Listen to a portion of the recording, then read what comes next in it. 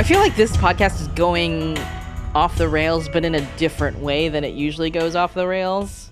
Can I try to get it back on the rails here? Yes. Okay, so regardless of whether it was the right move in the 70s to normalize relations with the People's Republic of China, there have been opportunities to undo that. And Tiananmen was a great opportunity to... Do you mean to stop recognizing them, or either stop recognizing them or see if Taiwan wanted to. No, not at the time. Taiwan wouldn't have wanted to. But like... You're suddenly remembering Taiwan wasn't so great in 1989. No, Taiwan was a fascist dictatorship until the 90s when it democratized. Right. I mean, that's I think well documented. But that's I not the wonder point. how much that actually influenced U.S.-China policy, because one of the things that happened with this people-to-people communication that China's always been pushing with the U.S., or even like George Bush Sr., like he had like the people that he would speak to, and the illusion of friendship, and they always push the idea that, oh yeah, we're progressing towards democracy, we're heading there, and maybe like people in the U.S. saw like Taiwan becoming a democracy and be like, oh yeah. And so when these Chinese officials, when these CCP officials say, yeah, reforming is happening, just don't push too hard. That might have been like a proof for them. Like, oh yeah, if Taiwan can do it, surely China will. Let's keep working with them. Don't rock the boat. I mean, I don't think that was the case in 1989 during the Tiananmen protests, but after another decade, by say 99, when the CCP launched like its next big persecution, which was against Falun Gong, like that could have been another opportunity to say, Oh, by 99 we were too in it, right? Like, yeah, but like, look, Matt, you get more by giving them the palm of your hand instead of the back of your fist, or whatever that asshole said. who was this? Bill Bill Clinton. Clinton. Oh, I remember that speech. I was like, oh man, you're so dumb. This is going to go so badly. I think he was pretty smart. I think he knew what he was doing. Oh, that's very cynical. Yes. Well, so which explains your expletive. there was the Chinagate scandal with the Clintons in the 90s. All right. Well, at any rate, like there was no point at which it was easy to go back, but it's hard. It's always gets progressively harder to go back, and that's why even though Trump, I don't think for all his flaws, it was trying to go back even a little bit was extraordinarily difficult. I don't think this is the right thing to say. We were trying to go back.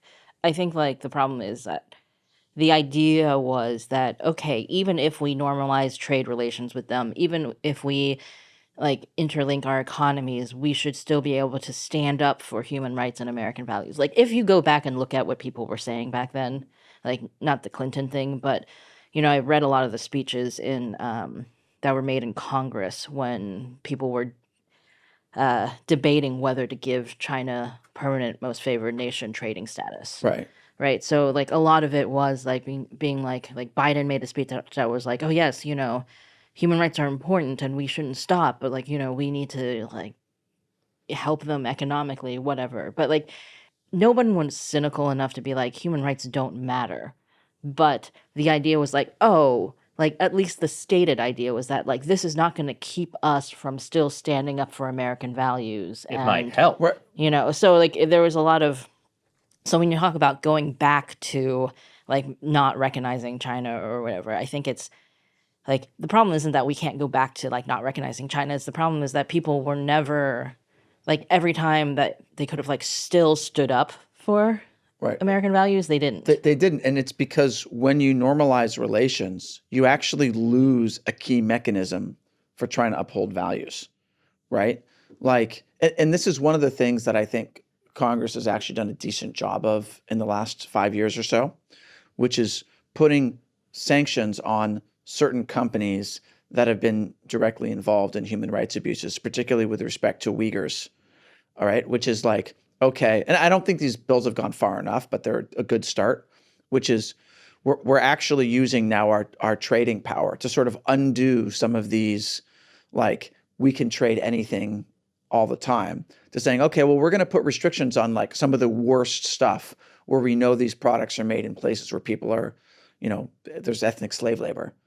And similar sanctions on some officials, including Hong Kong officials, and I think a couple of people, who were persecuting Falun Gong and Tibet. But like these are mechanisms to actually do something, right? To uphold American values. And I think we need to do more of those things. I do think though that when Congress did have to vote every year on whether to grant China normal trade status, that I don't believe they ever voted no. No, they did not vote no. Yeah. But you can imagine that there's still pressure on the PRC to not be too horrible. But I think also if the pattern is that they always vote to approve, then over time the Communist Party sees this as like, oh, well, they're pushovers. So, at some point you do have to vote no if you see things going wrong. And it's like a slow erosion.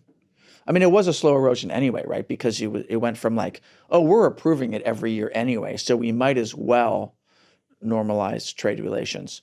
We might as well let China into the WTO. Oh, no, I don't think it was we might as well. It was actively pushing to include China in the WTO.